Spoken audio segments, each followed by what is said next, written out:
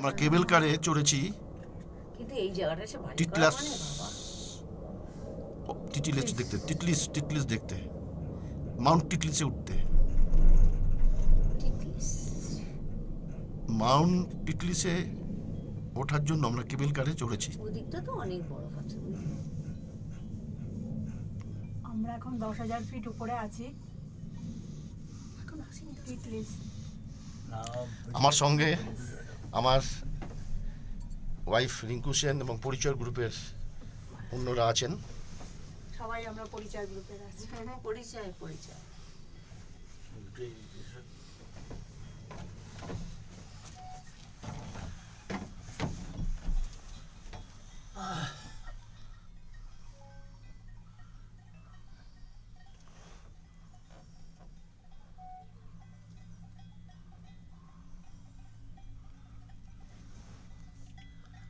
সুইজারল্যান্ডের টিটলিস কেবল কার আমরা সুইজারল্যান্ডের টিটলিস ফুট উপরে উঠেছি।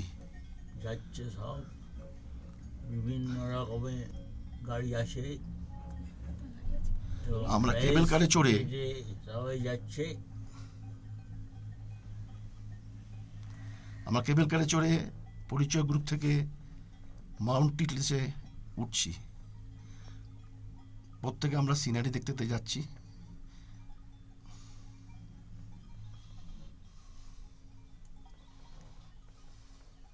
নেবে হয়তো। হ্যাঁ আগে নেবে নি হাত পাকানো দাঁড়াতে না নামতে ভয় লাগে।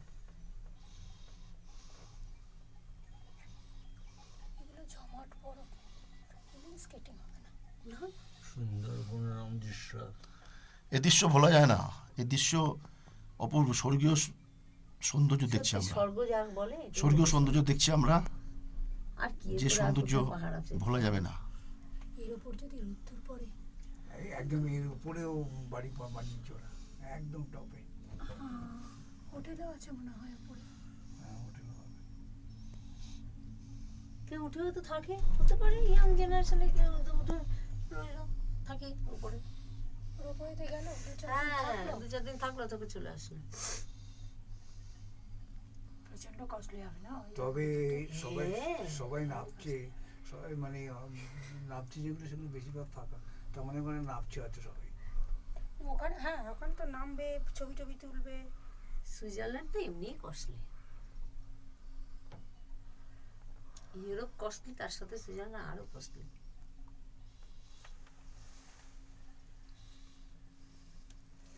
ইউরোপে যে ঘড়ি 3,000 টাকা কিনলাম, সেটা এখানে 8,000 টাকা কিনলাম। অলমোস্ট হ্যাঁ এখান থেকে সোয়েটার কিনলাম কলকাতা থেকে যাওয়ার আগে। কলকাতা থেকে কি কিনবে? সোয়েটার দুজনের। কেন? 2 নাতনি। ও না, তাই বললাম যে দুজনের আবার কিনবে এখন কেন? দুজনের নাতনি। ও কলকাতা সোয়েটার কি এইসব জায়গায় ভালো? এগুলো ভুটান ওইসব জায়গায় ভালো। আমরা 12,000 ফুট উপরে মাউন্ট টিটলিসে উঠছি। সুইজারল্যান্ড অপরূপ সৌন্দর্য, স্বর্গীয় আনন্দ, স্বর্গীয় সৌন্দর্য। বন্ধ করে দাও। না এখন এটা বন্ধ করে দাও, উঠে যাবে।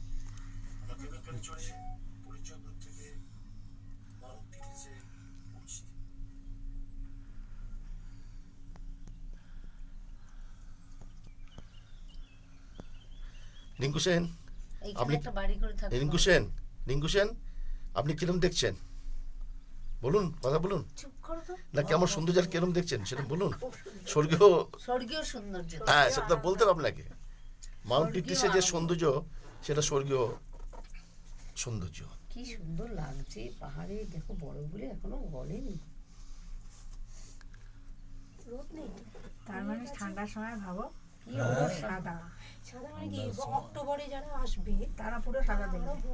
এই গাছপাছ আর বরফে ঢেকে যায়। এ তা আসা মানে খুব টাফ জিনিস অক্টোবরে আসা। তেঁতুল গাছ, এই সাংঘাতিক। হ্যাঁ তেঁতুল গাছ, না না না না এগুলো পাইন গাছ, এগুলো পাইন গাছ। এই কি ফল তেঁতুলের মতন হয়েছে? না না পাইন গাছ, পাইন ফল হবে। সে পাইন ফলগুলো এরকম পাইন ফল ঝুড়ি মতো দেখতে তেঁতুলের মতো। হ্যাঁ তেঁতুলের মতন দেখতে। হ্যাঁ, শুকিয়ে সেই আমরা তেঁতুল গাছই ধরবো।